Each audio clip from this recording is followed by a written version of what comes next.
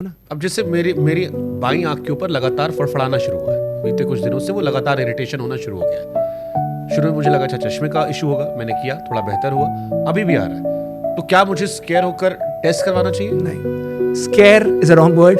Square गलत word है। मैंने बताया ना, सारे इमोशन में फियर नहीं होना चाहिए, डर नहीं होना चाहिए। एक नॉर्मल ब्लड प्रेशर भी तो चेक कराओ, बिकॉज उसकी वजह से भी यहाँ पर जो आप कह रहे हो आंखें फड़फड़ाना, वो भी होता है। सो एक बार ब्लड प्रेशर चेक करा सकते हो, एक नॉर्मल लिपिड प्रोफाइल और थायराइड प्रोफाइल चेक करा सकते हो। एक लिपिड प्रोफाइल चेक करने पर आपको ट्राइग्लिसराइड्स, कोलेस्ट्रॉल, सारी चीज़ें पता चलेंगी। Get your CBC check. तो चलिए मैं इसको और जनरलाइज करता हूँ। जैसे आपने कहा कि अगर आपकी बॉडी इरिटेट कर रही है तो आप वो कैंसर के लक्षण हो सकते हैं। मेरी बॉडी, मान लीजिए कोई XYZ पर्सन है, उसको एहसास होता है कि उसकी बॉडी में कुछ इश्यूज आ रहे हैं, या मेंटल या जो भी आपने चार इमोशनल बात कही। अब ये एहसास होने के बाद पहला स्टेप क्या होना चाहिए? Blood test. सबसे पहले blood test, complete blood count, LFT liver function test, kidney function test, lipid profile, blood sugar fasting, HbA1c जो पिछले 3 महीने की शुगर बताता है, और पुरुषों के हिसाब से PSA, सीरम PSA लेवल। 30 साल के ऊपर लोग आजकल कहते हैं 60 साल के ऊपर, मैं नहीं मानता।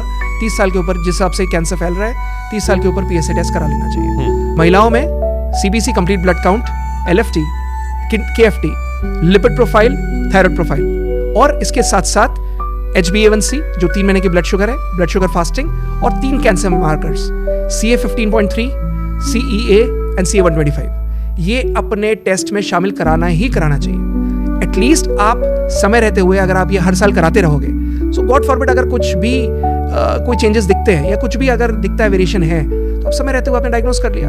Early diagnosis means early cure. जितनी जल्दी डायग्नोस होगा, बिना सिम्टम के डायग्नोस होगा, बिना कुछ कहते स्टेज 1 में डायग्नोस होगा, आप उतनी जल्दी ठीक हो जाओगे। मेरे पास कुछ लोगों ने सवाल भेजे थे, कैंसर की शुरुआती जांच या जो नॉर्मल ब्लड टेस्ट या बाकी टेस्ट होते हैं, उसमें से कैसे पता लगेगा कि कैंसर के संकेत है? ब्लड टेस्ट तो लोग करवाते रहते हैं। अगर उसमें कहीं पे भी वेरिएशन आया है, फिर उसके बाद नेक्स्ट लेवल टेस्ट कराए जाएंगे, बट इनिशियल फर्स्ट लेवल पर ये वाले टेस्ट कराने हैं, जिसमें CBC, LFT, KFT plus CA markers.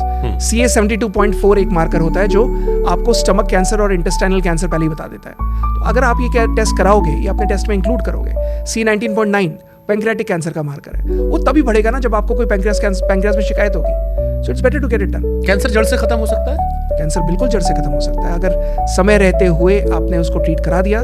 जब आपके अंदर हिम्मत है, इच्छा शक्ति है ठीक होने की, एक सपोर्ट सिस्टम है पूरे परिवार का, और इलाज सही है, कैंसर बिल्कुल ठीक हो सकता है। कैंसर से सिर्फ अमीर आदमी ठीक हो सकता है? नहीं। क्या ये सिर्फ अमीरों के लिए है? क्योंकि एक परसेप्शन है कैंसर का इलाज बहुत महंगा है, बहुत पैसा खर्चा होता है, गरीब आदमी अफोर्ड नहीं कर सकता। नहीं, ऐसा नहीं है, ऐसा नहीं है। कैंसर पहली बात तो कोई कलर, क्रीड, कास्ट, कोई जाति, कोई पैसा।